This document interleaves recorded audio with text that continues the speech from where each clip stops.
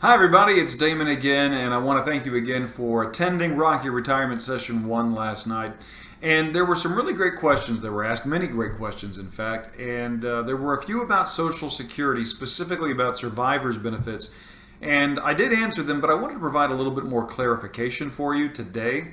So here are some of the questions that came about. One of the questions was, if you wait to collect Social Security until 70, but say you pass away at 69, would your spouse get the additional Social Security all the way to 69? Or to ask another way, if you pass away before you claim Social Security, what is the amount paid to your spouse? So one thing about Social Security survivor benefits is to think of them as a completely separate benefit from spousal benefits. So I answered this in the class. If you receive spousal benefits or your spouse receives spousal benefits based on your record, it's going to be 50% of whatever the full retirement age benefit is. All right? And I mentioned that the spousal benefit can never go beyond 50% of the full retirement age benefit. It's never going to get more than that, even if you delay and have a bigger benefit. However, since survivor benefits are a completely separate pot of money than spousal benefits, it is possible that if you delay on your benefit to say 69 or 70 and you get an enhanced benefit, your spouse could receive or would receive survivor benefits starting at 100% of that delayed amount. So it is possible that the survivor benefit would get that enhanced benefit. So I wanted to make sure that we clarified that one point. Another question. If you take survivor benefits early, once you become of age, can you switch to your full earnings? And the answer is yes. Let's say that your husband passes away or your spouse passes away when you're 62 years old, and you claim the survivor benefit for 4 years until you get to full retirement age.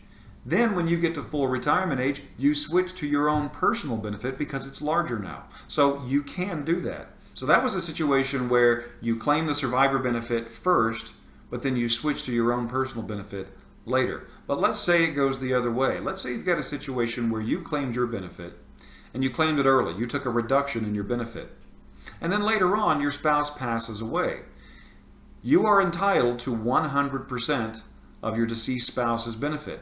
And let's say that that survivor benefit is much higher than your reduced personal benefit. Can you switch from your reduced personal benefit to the survivor benefit? The answer is absolutely you can. Would the survivor's benefit be reduced for you because you claimed your personal benefit early? No, it would not. So if you took a reduced benefit and then when your spouse passes away, let's say it's $2,400 a month and your benefit was $2,000 a month, when you switch to the survivor benefit, you're going to get the $2,400 a month. So again, it's very important to remember, survivor benefits and personal benefits or spousal benefits are completely separate buckets of money. All right. And then another great question.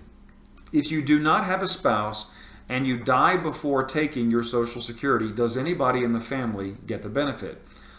The answer is maybe. Under certain circumstances, the following family members may receive your survivor benefit if you are not married.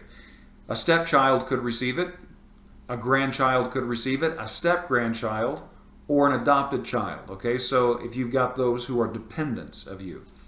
Also, let's say you are caring for parents and they are your dependents and they are at least 62 years of age or older. So parents age 62 or older who were also dependent on you for at least half of their annual support, and you claim that on your tax return, they could also be eligible for your Social Security survivor benefit, even if you're not married. So I wanted to make sure I provided that clarification on those great questions. I want to thank you again. I'm so looking forward to seeing you in Session 2 on May 28th. That's a Thursday evening at 6:30. Again, we're going to cover healthcare planning, so Medicare and long-term care. We're going to talk about tax planning. I'm going to give you 5 strategies for lowering your tax bill. And of course, we're going to talk about estate planning and everything that should go into your estate plan. Thank you so much for watching. Have a safe and very wonderful Memorial Day weekend. I want to say thank you to all of the men and women that have laid down their lives through the years to keep our nation safe, all of our first responders, all the people that take care of us. Thanks again. Stay safe.